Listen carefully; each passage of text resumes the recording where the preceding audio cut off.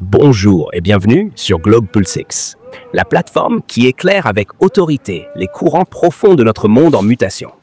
Aujourd'hui, nous vous emmenons à Severodvinsk, bastion industriel du nord russe, où Vladimir Poutine a présidé une cérémonie d'une portée historique, la mise à l'eau de la sous-marine atomique Perm, cinquième joyau du projet Yasenem. Ce n'est pas un simple sous-marin, mais une merveille d'ingénierie, furtive, polyvalente et armée des missiles hypersoniques Tsirkon, capables de frapper à des vitesses défiant toute défense adverse. À peine 5 jours plus tôt, le 21 mars 2025, Donald Trump, depuis Washington, annonçait un autre coup de maître technologique.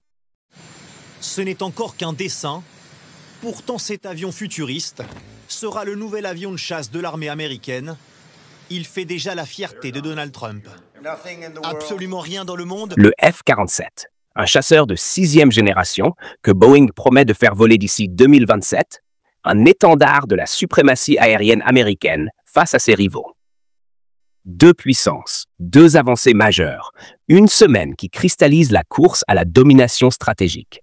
De l'Arctique aux cieux transatlantiques, embarquez avec nous pour comprendre pourquoi la Perm n'est pas qu'un navire, mais un symbole de la résilience et de la puissance russe face à un monde en ébullition. Entrons dans l'essentiel.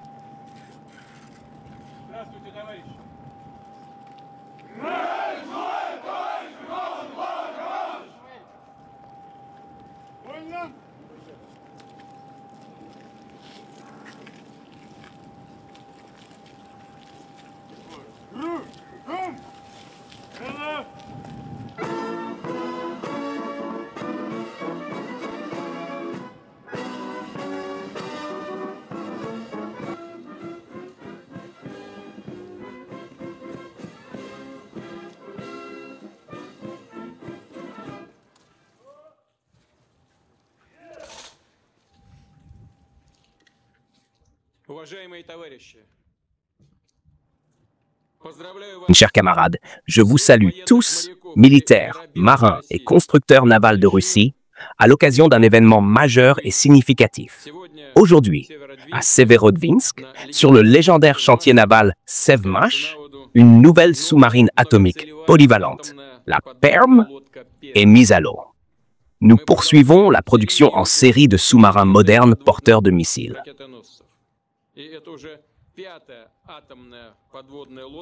Il s'agit déjà de la 5e sous-marine atomique du projet Yasenem. L'année prochaine, elle doit rejoindre la flotte militaire navale et commencer à accomplir des missions de combat. Je tiens à remercier le bureau d'études Malachite, les constructeurs navals de Sevmash, ainsi que les collectifs de toutes les entreprises partenaires, pour avoir accompli avec succès ces tâches pour leur travail consciencieux et de grande qualité. Je tiens à souligner particulièrement que les sous-marins porteurs de missiles du projet Yasenem sont équipés de systèmes modernes de navigation, de communication et d'hydroacoustique. Ils sont dotés d'armes de haute précision et de complexes robotisés.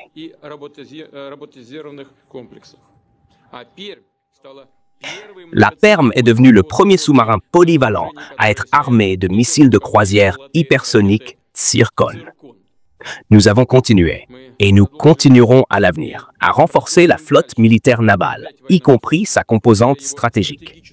De manière générale, nous augmentons le rythme et le volume de la construction de navires de surface et de sous-marins de différents projets, équipés de systèmes modernes de combat, de navigation et de communication. Ces sous-marins et navires renforceront la puissance de toutes nos flottes, garantiront la sécurité des frontières maritimes de la Russie, y compris la route maritime du Nord, et permettront de résoudre les tâches visant à protéger les intérêts nationaux dans diverses régions de l'océan mondial, notamment dans la zone arctique. Cette dernière, dans un contexte de concurrence mondiale exacerbée, acquiert une importance économique, logistique et de transport de premier plan. Nous continuerons à tout faire pour protéger de manière fiable l'intégrité territoriale et la souveraineté de la Russie, et pour consolider sa position parmi les principales puissances maritimes. Une fois encore, je vous félicite tous pour cet événement majeur et marquant d'aujourd'hui. Je souhaite à l'équipage du succès dans son service à la patrie et à notre peuple. Merci.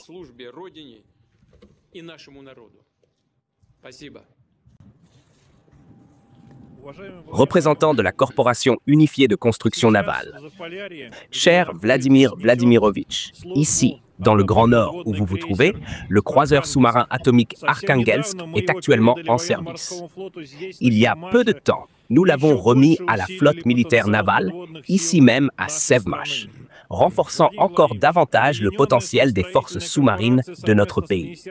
Vladimir Vladimirovitch, la Corporation unifiée de construction navale, en collaboration avec le ministère de la Défense, poursuit le renouvellement de la flotte militaire navale. Ces dernières années, nous avons accéléré le rythme et atteint un régime de travail régulier. La flotte est constamment enrichie de nouveaux navires et nous sommes prêts à poursuivre ce travail à un rythme encore plus soutenu. Aujourd'hui, des milliers de concepteurs, d'ingénieurs et de constructeurs navals à travers le pays travaillent sur la conception et la construction de nouveaux navires de surface et sous-marins. Un exemple éclatant de cette étroite coopération est le sous-marin Perm, que nous mettons à l'eau aujourd'hui. Plus de 4000 organisations ont contribué à ce projet. C'est un navire moderne qui, par ses caractéristiques, surpasse ses analogues étrangers. Devant le croiseur se trouvent encore les étapes de finition et d'essai. Je suis convaincu que les constructeurs navals de Sevmash et l'équipage de la sous-marine atomique Perm accompliront ces tâches avec succès. Cher Vladimir Vladimirovitch, nous continuerons à construire de nouveaux navires de surface et sous-marins parmi les plus modernes et nous mettrons tout en œuvre pour renforcer la défense de notre pays. Officier, camarade commandant en chef de la flotte militaire navale, la phase de construction en cale du croiseur sous-marin atomique Perm est terminée. Le navire est prêt à être mis à l'eau. Vladimir Poutine, camarade commandant suprême des forces armées de la Fédération de Russie, le croiseur sous-marin atomique est prêt à être mis à l'eau. Permettez-vous de commencer le déplacement. Je permets. Lancez le déplacement.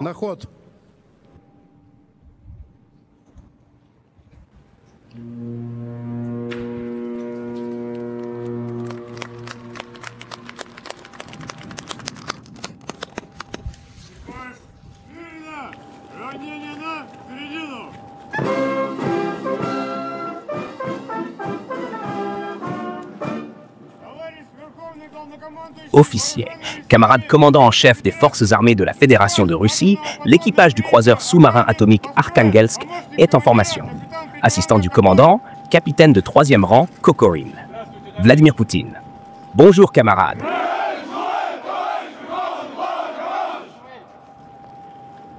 Nous voici au terme de ce voyage sur Globe Pulse X.